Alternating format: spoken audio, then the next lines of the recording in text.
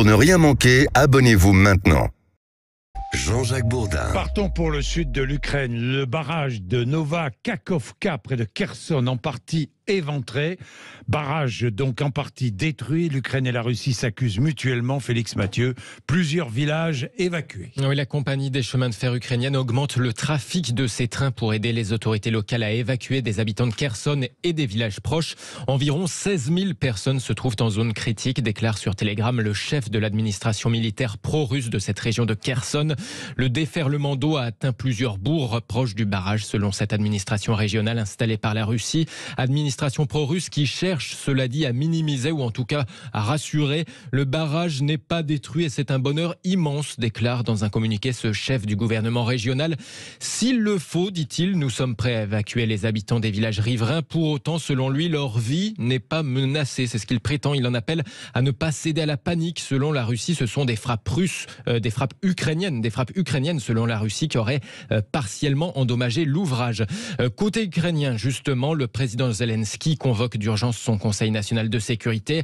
Le barrage a été complètement détruit, affirme de son côté la Société nationale ukrainienne de production d'énergie hydroélectrique. La centrale ne peut pas être restaurée selon la compagnie. Elle affirme que la Russie a fait sauter la station depuis l'intérieur de la salle des machines. La Russie devra rendre des comptes, réagit le président du Conseil européen, Charles Michel. Aucun risque pour la sûreté nucléaire à Zaporijia, indique l'Agence internationale de l'énergie atomique, mais une catastrophe écologique mondiale se joue maintenant et des milliers d'animaux et d'écosystèmes seront détruits dans les prochaines heures, s'alarme le gouvernement ukrainien. La centrale hydroélectrique du barrage qui a été en partie détruite. Emmanuel Galichet, bonjour. Bonjour. Enseignante chercheuse physique nucléaire au Conservatoire national des arts et métiers. Je parlais de la centrale hydroélectrique, évidemment, du barrage. Je ne parlais pas de la centrale nucléaire de Zaporijia, qui est toujours dirigée par les Russes, Emmanuel Galichet. Est-ce qu'il y a danger, justement, pour cette centrale nucléaire de Zaporijia qui est en aval ? Qui est au-dessus. Qui est au-dessus même, oui, pardon. Oui, qui est pas, je dis en aval, en amont, évidemment. En amont, exactement, vous avez raison. Donc elle est en amont et elle est aujourd'hui arrêtée. 5 des 6 cœurs sont en arrêt à froid total, un dernier cœur en arrêt à chaud.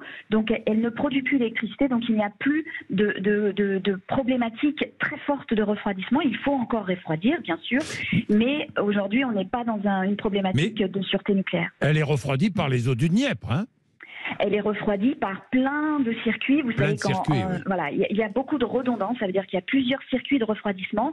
Et donc, le lac du Dniepr, justement, cette retenue d'eau, était une des sources de refroidissement de la centrale, mais pas la seule. Voilà, le barrage, lui, est situé dans une zone contrôlée par l'armée russe. La centrale est toujours contrôlée par les Russes, Emmanuel Galichet. Oui, vous avez raison, tout à fait. Et le personnel est ukrainien ?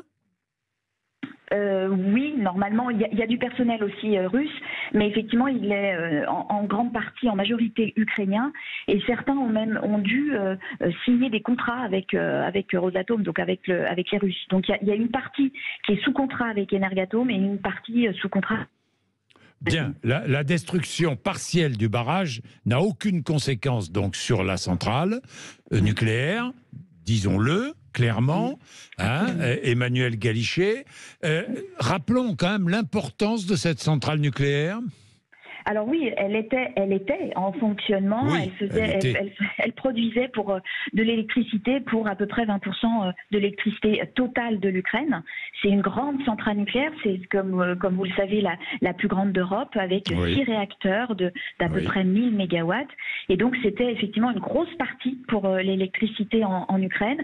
On voit là qu'avec encore une fois la destruction d'une deuxième centrale, cette fois-ci hydroélectrique, on commence sûrement que l'Ukraine va avoir des problématiques quand même d'approvisionnement en électricité. En électricité, c'est peut-être aussi une volonté de guerre, si je puis dire. C'est possible. Évidemment. Merci Emmanuel Galichet pour ces quelques précisions qui sont indispensables, au moins c'est clair pour nous tous. Il est 10h56 et c'est l'objectif, essayer de vous informer le mieux possible, savoir et comprendre en toute impartialité.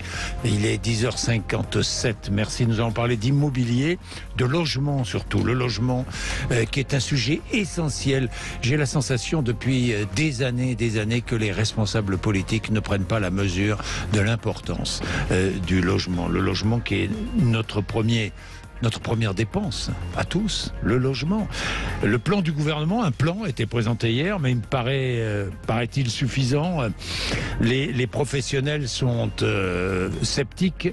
Alors, le plan du gouvernement pour soutenir le secteur est-il suffisant? Accès à la propriété, marché de la location, relance de la construction neuve, développement du logement social, rénovation de logements, mais aussi emploi et crédit immobilier. Nous allons parler de tout cela entre 11h et midi. C'est notre débat du jour avec nos spécialistes de la question. À tout de suite sur l'antenne de Sud Radio. Et si vous voulez intervenir, 0826 300 300.